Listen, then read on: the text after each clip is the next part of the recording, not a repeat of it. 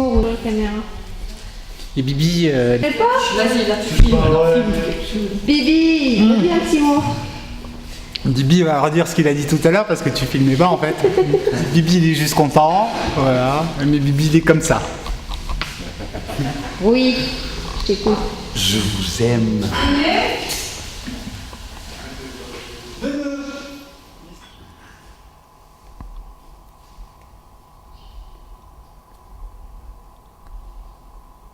Ok. Mon papa il est super fort parce que tous les dimanches il picole.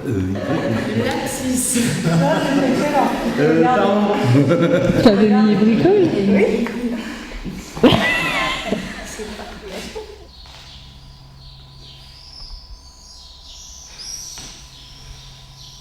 Je m'appelle Benjamin.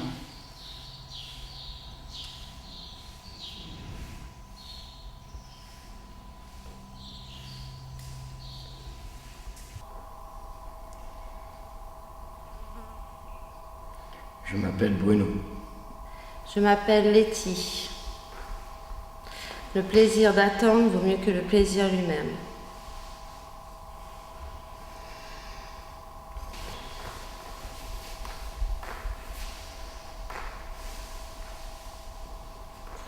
Je m'appelle Teddy et il me tarde les vacances pour voir mes enfants et l'océan.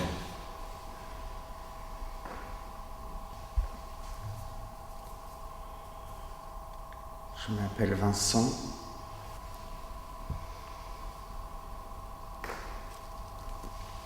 Je m'appelle Rui.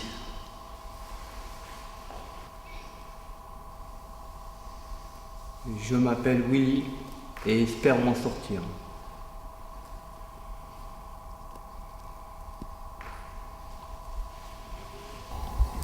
En fait, quand j'étais petit, mon grand-père il faisait de la course de vélo, comme actuellement dans le Tour de France. Alors à mes 10 ans, pour me faire plaisir, il m'a offert un vélo de course. Et dans la cité où j'habitais, mais tous les drôles ils avaient un vélo de cross. Alors je pouvais pas souvent les suivre, j'étais obligé de m'arrêter ou de faire à pied les passages qui prenaient. Alors quand on arrivait sur la route, on faisait la course. Et à chaque fois, j'arrivais premier. Une de ces fois où je suis arrivé premier, j'ai voulu faire comme les champions, lever les bras, j'ai lâché le guidon, sauf que je ne savais pas lâcher le guidon, quoi. Donc je me suis pris une gamelle mais mémorable sur du goudron, à me brûler les avant-bras, ouais. Les jambes, tout. Ils se sont bien foutus de ma gueule. Voilà. C'est la chute de cette histoire. Ça se passait en Côte d'Ivoire en fait. J'avais 16 ans. Et tous les week-ends là-bas, durant les vacances scolaires, en fait, on partait à la plage. La plage, c'était simple, c'était à 80 km d'Abidjan, la capitale, loin des voitures. Et on avait l'habitude donc en fait de passer une soirée à côté d'un petit village de pêcheurs. J'étais fou amoureux à l'époque, ma petite amie aussi. Et lors d'une de ces soirées-là, elle m'a fait la surprise un soir en fait de m'inviter et en fait de faire le tour du village. Et là je me suis retrouvé en face du chef du village avec ses sous-chefs. J'étais un petit peu surpris en fait sur le coup. Et elle m'annonce qu'en fait on allait se marier traditionnellement. Donc en fait, j'étais franchement sur le cul. Mais j'en croyais plein mes yeux. Donc l'écolier à Chantilly, à savoir l'écolier de Cory, je sais pas si tu connais, en fait c'est des petits coquillages africains, porte-bonheur. Et on s'est mariés en fait au son du balafon et de quelques djembés en fait en petit comité. L'année scolaire a continué. On est partis chacun de son côté. Et j'en ai plus jamais entendu parler.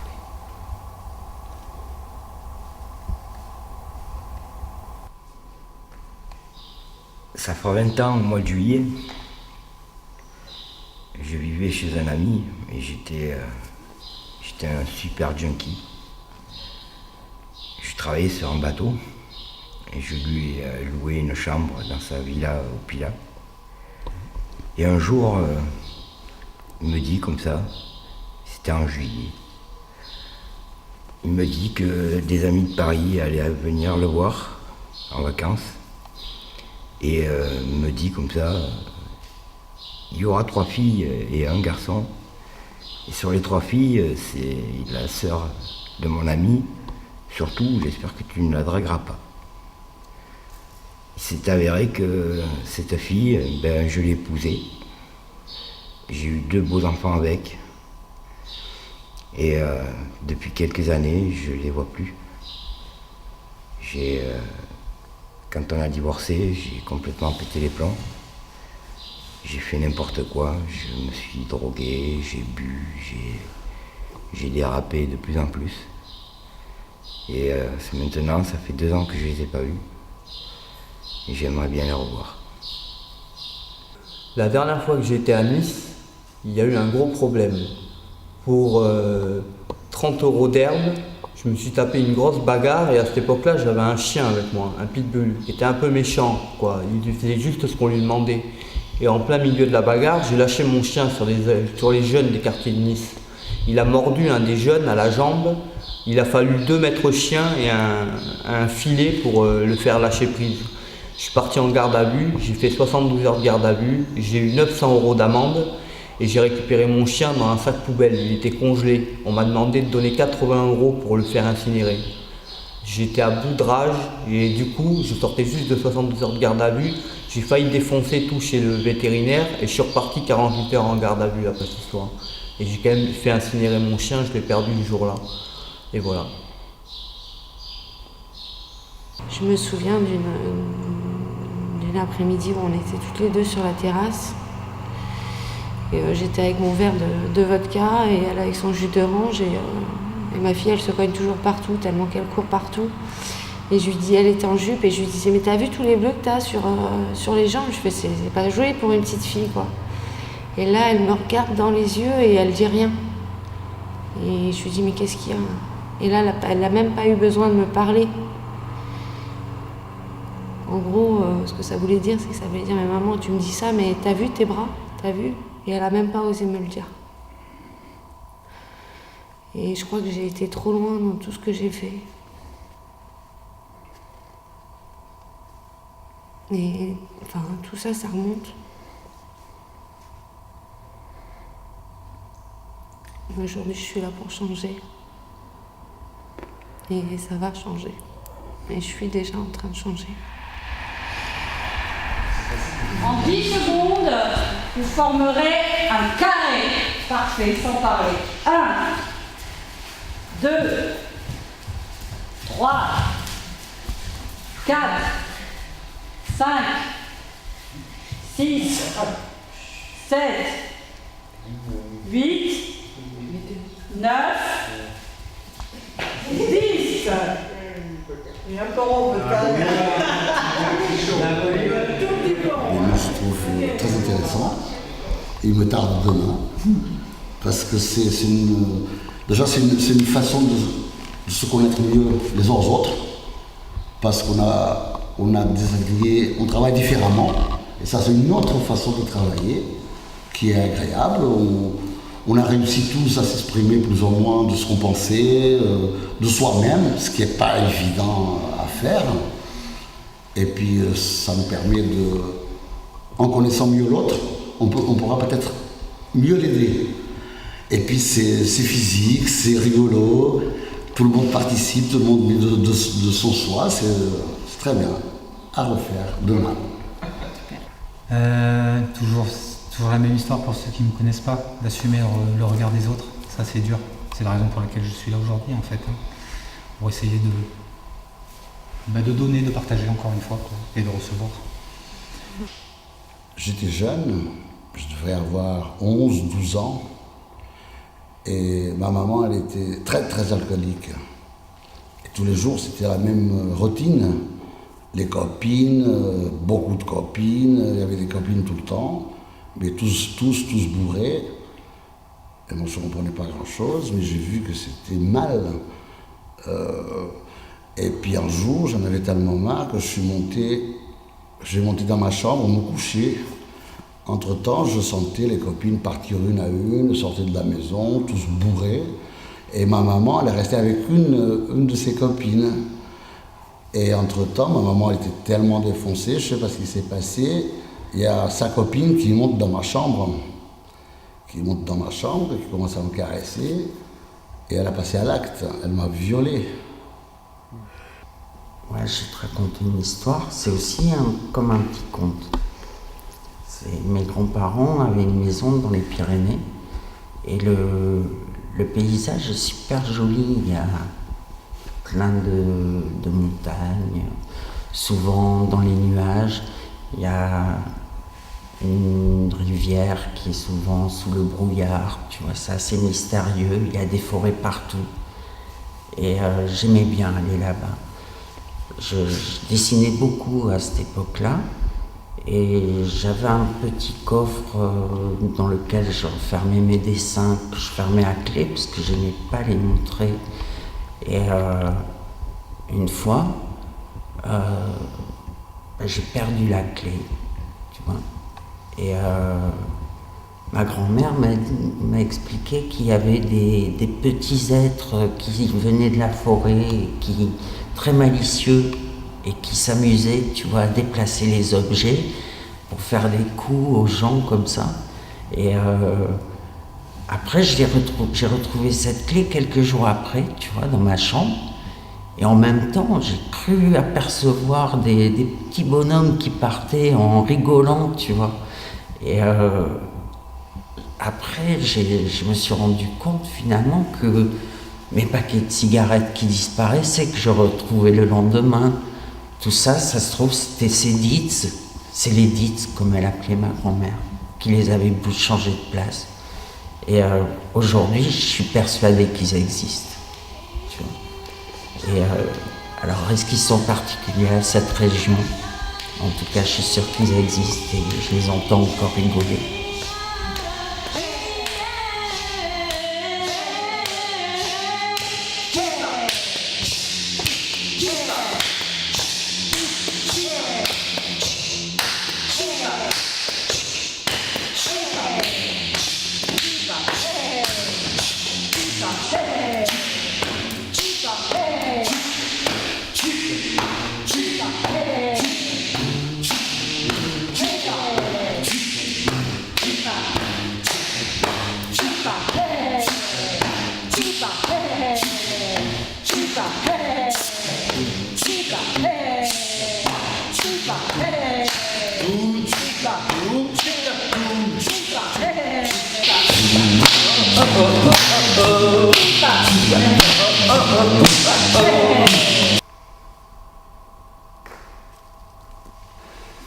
Ah, tu bosses pas aujourd'hui?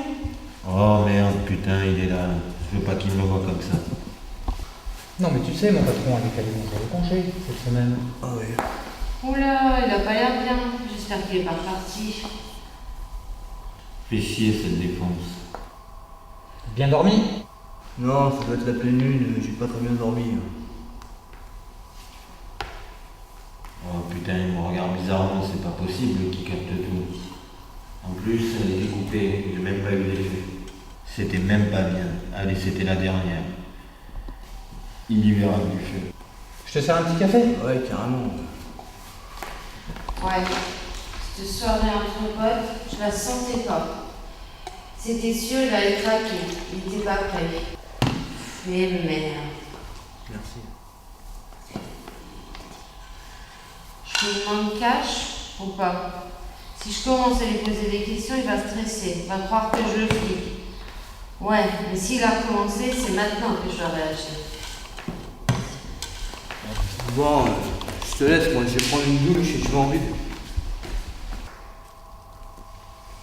Je souffrais d'un monde qui s'appelle la liberté. Chaque jour je pensais à elle, mais jamais je ne la voyais arriver. Pourtant je savais qu'un jour je serais libre. Libre comme l'air, l'eau, la tempête, le givre, les renards, les têtards, les lézards, les chevaux, les ours bruns, bleus, gris, violets, roses. Je serai libre, libre de pouvoir m'engager dans ma nouvelle vie, libre d'assumer les conséquences de mes conneries, libre de dire à mes proches que je les aime, libre de quoi, libre de pouvoir être fier de ce que je suis devenu, libre de ma réussite, libre d'avoir vaincu la cam, libre, ça fait combien de temps là, libre comme les Iraniens, en sachant que les Iraniens sont pas si libres que ça, libre comme les Chinois, en sachant que les Chinois, pareil, c'est pas trop le top de la liberté. Libre comme le Che Guevara, mais bon, il est mort. Libre comme mon chien, libre comme les chats, libre comme les papillons de nuit, libre comme les papillons de pluie, libre de pouvoir rester 5 minutes sur place sans bouger, libre de mes convictions, libre de mes addictions, libre de mes mouvements, libre comme les renards des champs, libre comme les renards tout court, libre, libre comme les chiens de sable, libre comme les têtards, les mouches, les... On ne peut pas plaire à tout le monde, avec masque ou sans masque. À quoi bon ça sert se cacher, se tromper à soi-même, essayer de tromper les autres, un jour ou l'autre, mais la vérité, elle vous rattrapera. J'en ai marre de ce quotidien où tout est maladie, où la souffrance a plus de place que le plaisir. Le plaisir, parlons-en. C'est quoi le plaisir? Un whisky? Une trace de coke? Une trace d'héros? J'en ai marre de tout ça. Je suis butex. Il m'a pris mon ex. Mes enfants. Ma famille. Tout le monde m'a tourné le dos. Mes enfants. Il me manque mes enfants. Ça fait longtemps que je ne les ai pas eus. 6 ans pour la plus petite. 2 ans pour les autres. Après 6 ans de rue, 6 ans de bitume. Le bitume, c'est très dur le bitume. Ça laisse des marques. Mais bon, on continue. Je pourrais remonter à Paris et puis essayer de revoir mes enfants. Et peut-être qu'ils pourront me rappeler papa.